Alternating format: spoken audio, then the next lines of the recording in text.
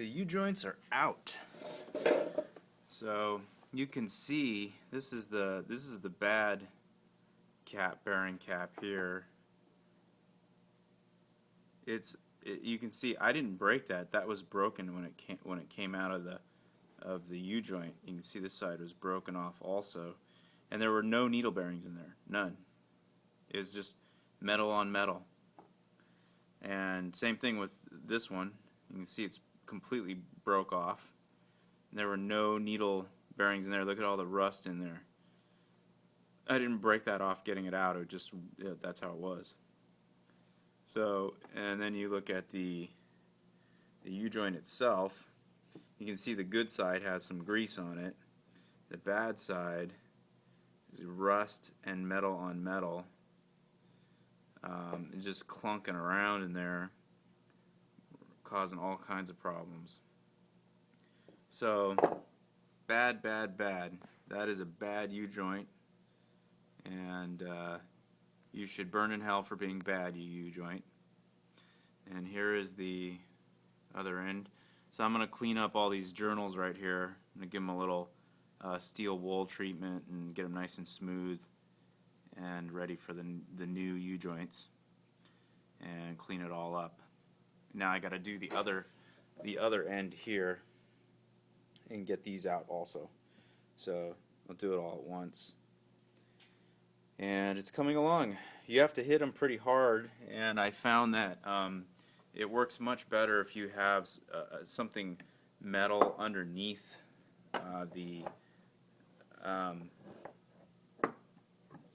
like that, because it transfers the energy from here straight through to here. If you try to do it on wood, it just doesn't work. You're pounding away and wasting a lot of energy. You need that metal to really drive the energy through the U-joint. So at least that's what I found. I'm sure other mechanic people would be like, yeah, duh, stupid. Why don't you just use a press? I don't have a press. I have a hammer. So, and this is something from my kid's bike. You screw on the pegs so they can ride on the back. I don't know, some kind of thing. But at any rate, it was big enough to have the cap fall through it. So that's what I used. And those U-joints have been in there for 40 years. And they're comfortable there. They are comfortable, and they don't want to come out. They're like, nope, this is my home. I'm staying. So really had to get on it with that hammer, and try not to damage the surface area here. You want to make sure you don't miss and mar up the surface area. All right, so I'll be back when I've got this side done. Matt here. So I've completed putting in my new U-joints. By the way, these are, I got these at O'Reilly Auto Part. It's Precision is the manufacturer, part number 393. They fit all 240 to 280Z models. 260, 240, they're all the same. So we have nice, stiff U-joints. They're nice and tight. They don't have any slop in them. On this end also, you can see, nice and pretty. Move around real good. No slop, nice and tight. They just sort of feel good. They feel brand new, because they are. Duh. So what I did was I used my vise to press them just barely in a little bit, and then I tapped them with the old sockets. Just kind of tap, and I cleaned up the inside of the cap surfaces with some steel wool to smooth them out. And then I put some grease on the surface of the cap surface here, and then on the outside of the cap, so they'd slide right in real easy. So no problem. I am good to go. Got some new universal joints.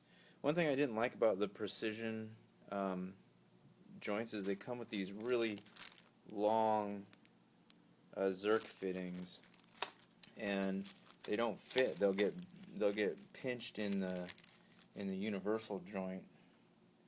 You can see these are really long, and they would get pinched in there. There's no way that these would fit on there. They also come with these little screw caps. I don't know if you can see that.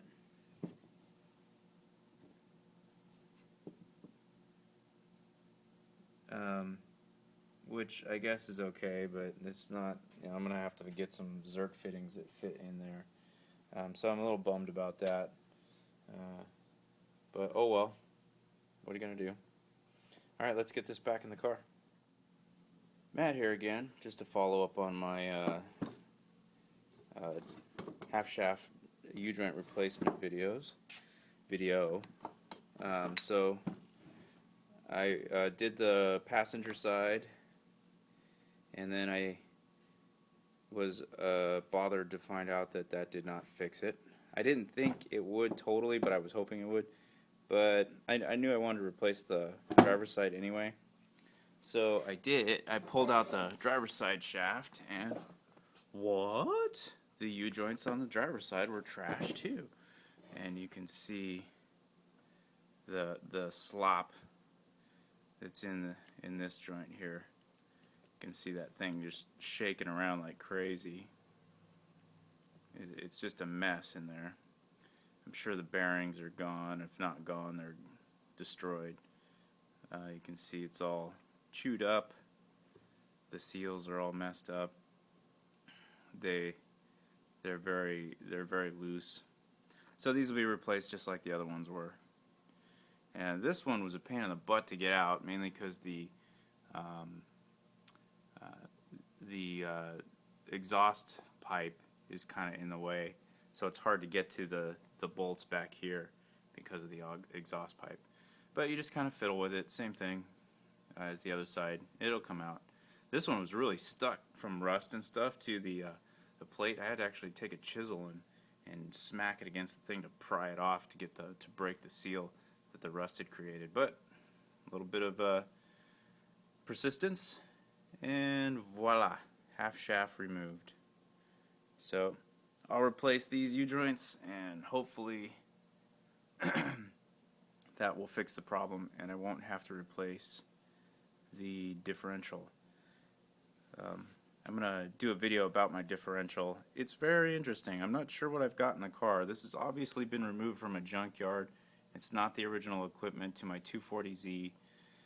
I think somebody did an R200 swap. I'm not sure. I don't know what's going on, so I got to investigate. So stay tuned. Well, that took me about 2 hours to get those U-joints banged out and replaced. These were much more difficult to get in and then get the old ones out. They were really rusted in there and just messed up. But as you can see, I have real pretty brand new U-joints. Whoa, they look beautiful. So I'm going to install that back into the Z. It's taken me longer this time. Yesterday it took me like almost 4 hours to do the passenger side. Today I'm on 4 hours and I'm not even installed yet. So the installation goes really quick, maybe 20 minutes. But this was the U-joint that came out of there. As you can see, it's really bad. Like, look at that. That's just rust. It's just straight rust. There's no oil, no grease. I mean, it's just rusted. There were bearings in there, but they were just all rusted and broken. And one of the caps, I think I saved it. I guess not. Oh, here it is. Yeah. You can see how messed up this cap is. Like, look at that. Boom. Broke off. And this had no bearings in it at all. You can see it's nice and rusted in there. Looks bad. And look how rusted the outside surface is. So that's why there's such a problem to get out. But that's what happens when you have a 40-year-old car. Exactly, that's what happens. So hopefully this will work. Thanks for watching. Stay tuned for my next episode. I think it'll be called What the Hell Kind of Differential Is This? The half shafts are reinstalled into my 1972 240Z, and as you can see, they look very pretty. They turn nice and smooth with no noise. It's really a pretty easy thing to do. You just need a 14mm wrench, maybe two, and some old sockets, some new U-joints, some patience, and a little bit of mechanical know-how. And you too can do this. Whole thing took me about, I don't know, 3 hours. And keep in mind, I'm not a mechanic. I don't know what I'm doing. I just went online, figured stuff out. So if I did it wrong, you know, oh well, this is my hobby. It's not a big deal. Hopefully this was helpful, and you'll be able to replace your U-joints as well. I'm going to do the other side, obviously, too, but no need to show that. It's pretty much the same thing. So, like I said, I hope this was helpful, and stay tuned for my next video, whatever that'll be. I'm not sure. Maybe fuel injection, I don't know. Oh wait, here, you probably want to see the car. This is my Z. It's raining. There we go. This is my 1972 240Z that I've been working on forever.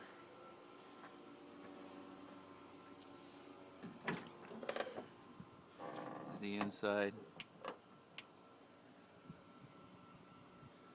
Need to clean it. And that'll do it. See you next time.